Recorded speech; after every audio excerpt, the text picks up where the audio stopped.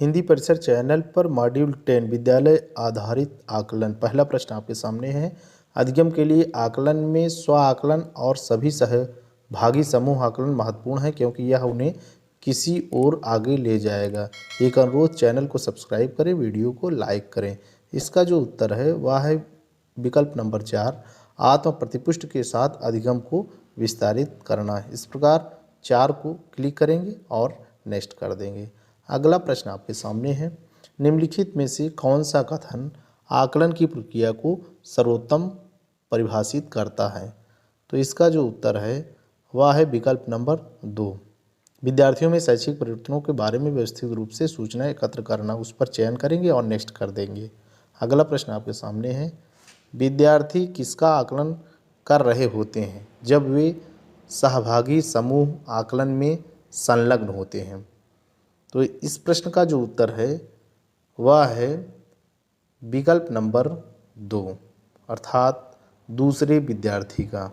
विकल्प 2 का हम चयन करेंगे और उसके बाद नेक्स्ट कर देंगे। अगला प्रश्न आपके सामने है। माध्यमिक स्तर पर आप आकलन रणनीति के रूप में केस अध्ययन को लेना पसंद कर सकते हैं क्योंकि? इसका जो उत्तर है वह है यह विद्यार्थियों को अनुसंधान एवं चिंतनशील परिचर्चा में संलग्न या शामिल करता है, अर्थात विकल्प नंबर 2। आप विकल्प नंबर 2 का चयन करेंगे और फिर नेक्स्ट कर देंगे। अगला प्रश्न आपके सामने है। एक प्रकार का आकलन कार्य क्या है जिसमें विद्यार्थी अपने स्वयं की उपलब्धि पर चिंतन करते हैं? तो इस प्रश्न का जो उत्तर है वह है विकल्प नंबर 1, स्व आकलन। आप स्व आकलन विकल्प का चयन करेंगे और फिर नेक्स्ट कर देंगे। अगला प्रश्न आपके सामने है। शिक्षा में आकलन शामिल नहीं है। शिक्षा में आकलन शामिल नहीं है। इस प्रश्न का जो उत्तर है वह है अधिगम प्रतिफलों का विकास करना, अर्थात विकल्प 3 का हम चयन करेंगे और फिर उसके बाद हम नेक्स्ट कर दें। अगला प्रश्न आपके सामने कथन पर आधारित है। पहला कथन है, प्रेक्षण एक महत्वपूर्ण तकनीक है और प्रेक्षण कार्यक्रम विद्यार्थियों आकलन के लिए एक महत्वपूर्ण उपकरण है। इसमें जो दूसरा कथन है वह है, प्रेक्षण हमारी सहायता करता है, नियामक विकासात्मक अपेक्षाओं और प्रतिफलों के विचार से परे में मदद करता है तथा हमें इस योग्य बनाता है कि वास्तव में हम विद्यार्थियों की व्यक्ति के रूप में देखें और समझें। इसका जो उत्तर है वह है विकल्प नंबर 2। कथन 1 और 2 दोनों सही है। कथन 2 कथन 1 की सही व्याख्या है। इस प्रकार से द्वितीय विकल्प का चयन करेंगे और फिर नेक्स्ट कर देंगे।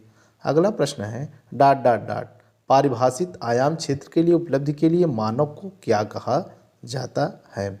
इसका जो उत्तर है वह है रूब्रिक।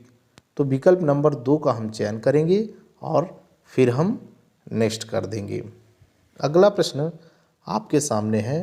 विद्यालय आधारित आकलन के प्रारंभ करने का मुख्य प्रयोजन है। इसका जो उत्तर है वह है सभी विद्यार्थियों को 360 डिग्री बहुआयामी विकास का सुनिश्चित करना। इस प्रकार हम विकल्प नंबर 3 का चयन कर लेंगे। विकल्प नंबर 3 का हम चयन करेंगे, उसके बाद फिर हम नेक्स्ट बटन को क्लिक कर देंगे। अगला प्रश्न आपके सामने है। माध्यमिक स्तर पर ऑनलाइन आकलन की कौन सी सर्वाधिक सुविधाजनक विधि है? इसका जो उत्तर है MCQ, मल्टीपल चॉइस क्वेश्चन। तो विकल्प नंबर 2 का हम MCQ का चयन करेंगे और नेक्स्ट कर देंगे। अगला प्रश्न आपके सामने है।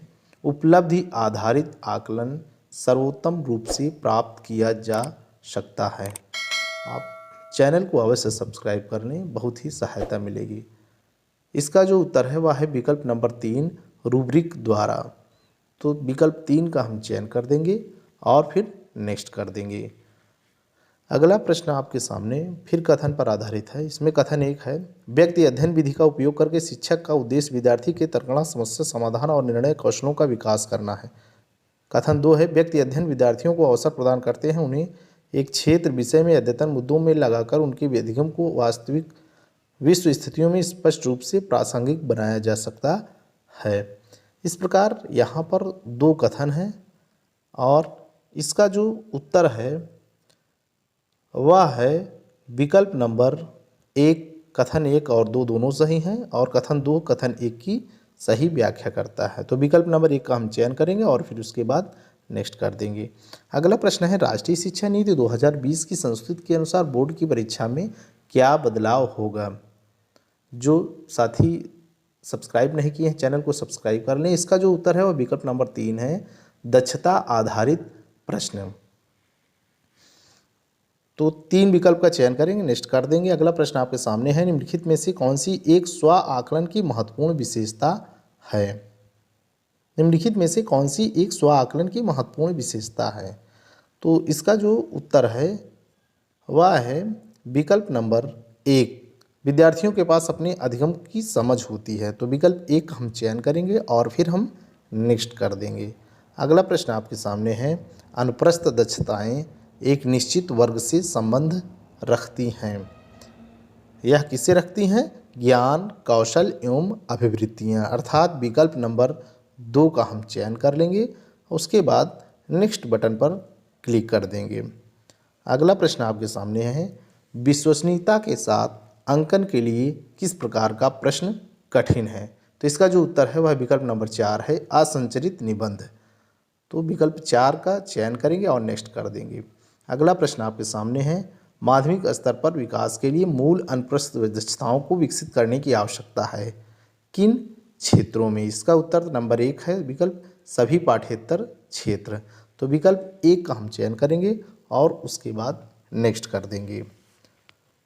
अगला प्रश्न आपके सामने है, निम्नलिखित में से विद्यालय पाठ्यचर्या में अनुप्रस्थ दक्षताओं का समाविष्ट करने का कौन सा सामान्य उपागम नहीं है। इसका जो उत्तर है वह है विकल्प नंबर 2, एक विशेषीकृत विषय के रूप में अनुप्रस्थ दक्षताओं की विशेष रूपरेखा तैयार करना और शिक्षण करना।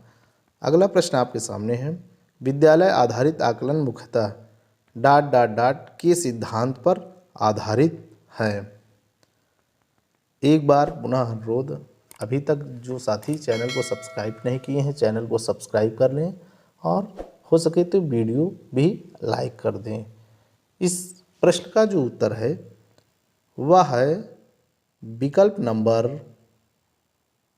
2, विद्यालय में शिक्षक अपने शिक्षार्थियों की क्षमताओं को बाह्य परीक्षकों की तुलना में बेहतर जानते हैं। विकल्प 2 का चयन करेंगे और फिर नेक्स्ट कर देंगे। अगला और अंतिम प्रश्न आपके सामने है, निबंधात्मक प्रकार के प्रश्नों का मुख्य लाभ क्या है। तो इसका उत्तर है विकल्प नंबर 2। इस प्रकार विकल्प 2 का हम चयन कर लेंगे और फिर नेक्स्ट कर देंगे। फिर अब हम देखते हैं कि हम जो 20 क्वेश्चन किए हैं और 20 प्रश्नों को उत्तर दिया गया है, अगर रिव्यू करना है रिव्यू कर लें, नहीं तो सबमिट बटन दबाकर हम अपना रिजल्ट देख सकते हैं।